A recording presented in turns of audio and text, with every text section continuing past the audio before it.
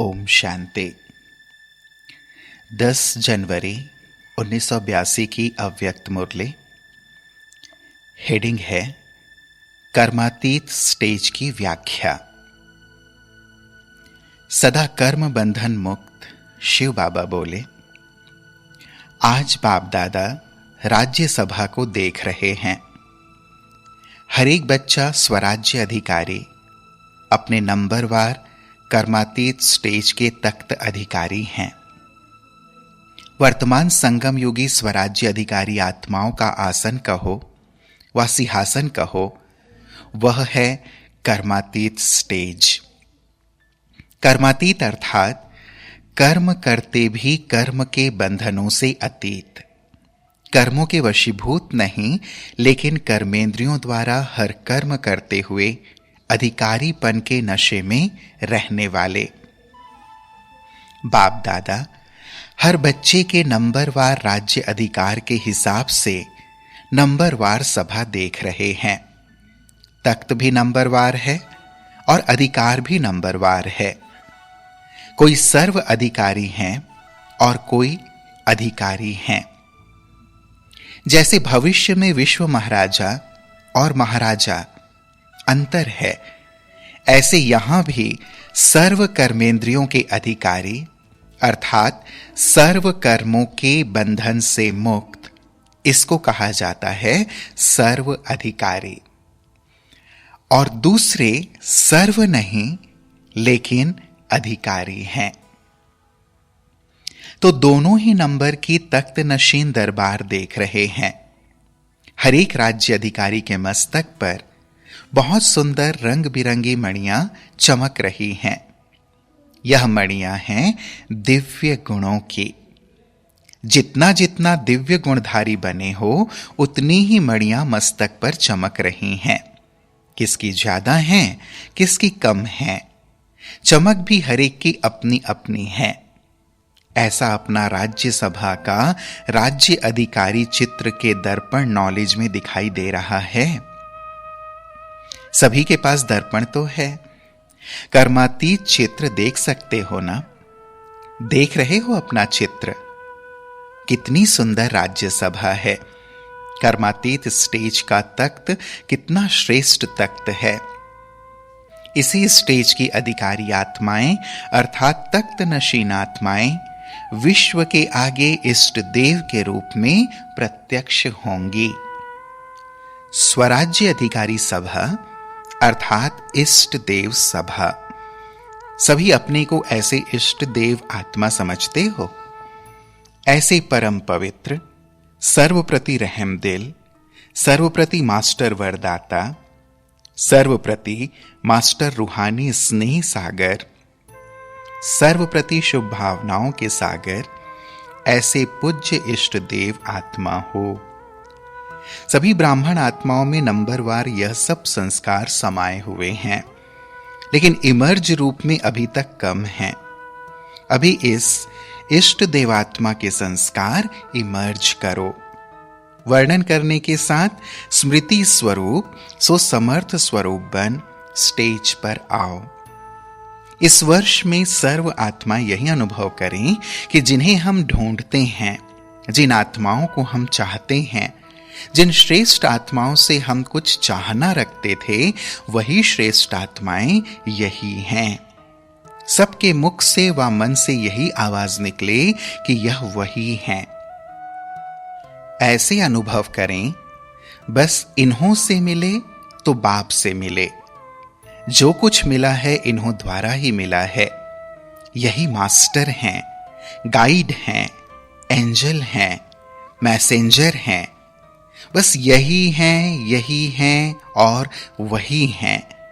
यह धुन सबके अंदर लग जाए। इन्हीं दो शब्दों की धुन हो, यही हैं और वही हैं। मिल गए, यह खुशी की तालियां बजाएं।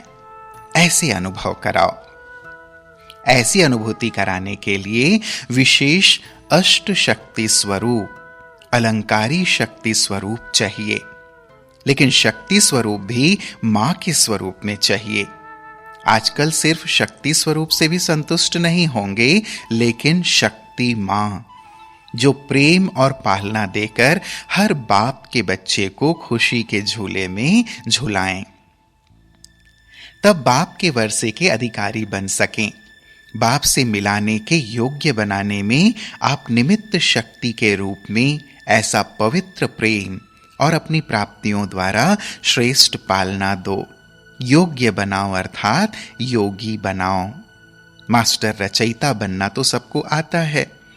अल्पकाल प्राप्ति कराने वाले नामधारी जो महान आत्माएं हैं, वे भी रचना तो बहुत रच लेते हैं, प्रेम भी देते हैं, लेकिन पालना नहीं दे सकते हैं, इसलिए फॉलोवर्स बन जाते हैं। लेकिन पालना से बढ़ाकर बाप से मिलाएं, अर्थात पालना द्वारा बाप के अधिकारी योग्य आत्मा बनाएं, यह नहीं कर सकते हैं, इसलिए फॉलोवर्स ही रह जाते, बच्चे नहीं बनते, बाप के वर्षे के अधिकारी नहीं बनते हैं। ऐसे ही आप ब्राह्मण आत्माओं में भी रचना बहुत जल्दी रच लेते हो, अर्थात निमित्त बनते हो, लेकिन प्रेम और पालना द्वारा उन आत्माओं को अविनाशी वर्षे के अधिकारी बनाना, इसमें बहुत कम योग्य आत्माएं हैं।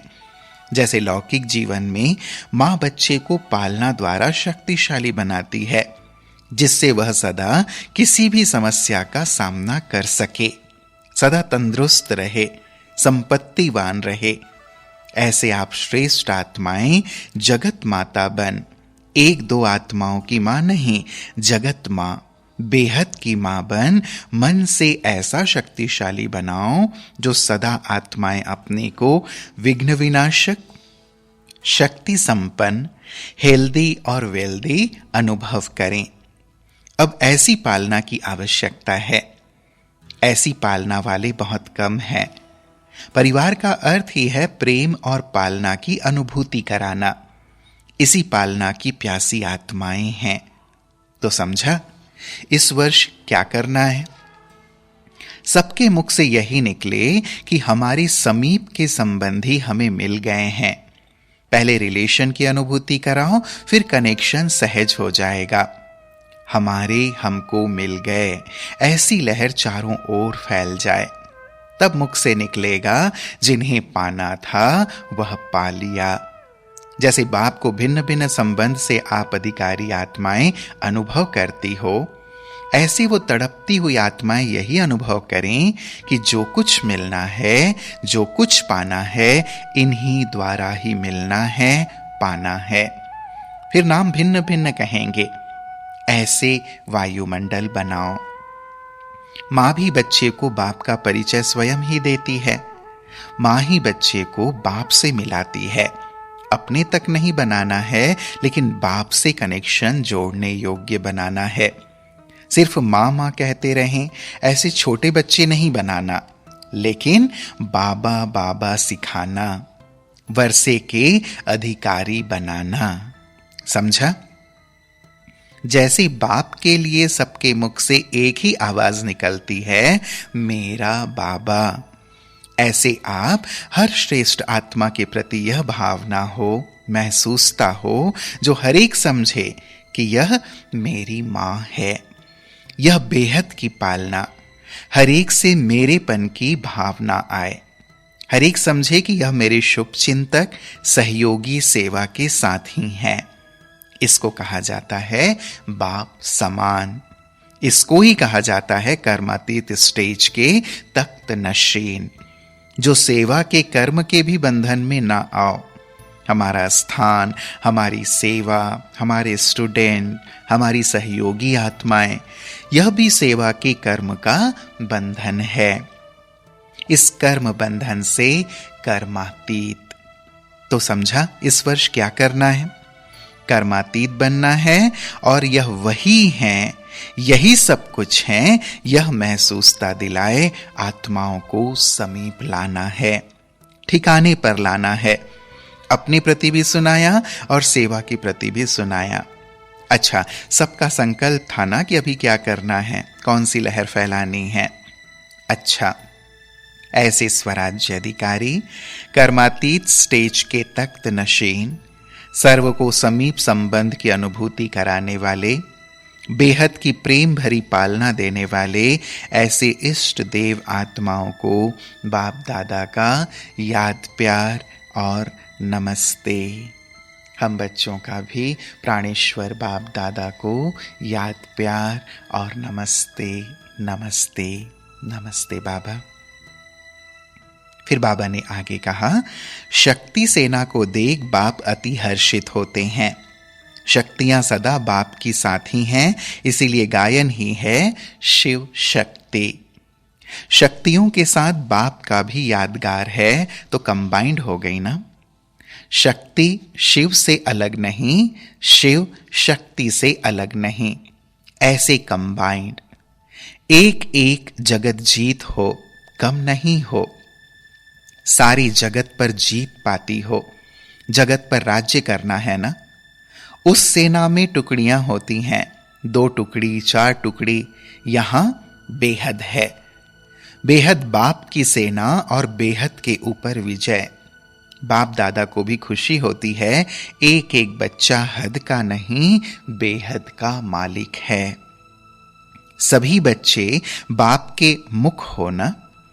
बाप के मुख अर्थात मुख द्वारा बाप का परिचय देने वाले, इसलिए गौमुख का भी गायन है। सदा मुख द्वारा बाबा बाबा निकलता है तो मुख का भी महत्व हो गया ना।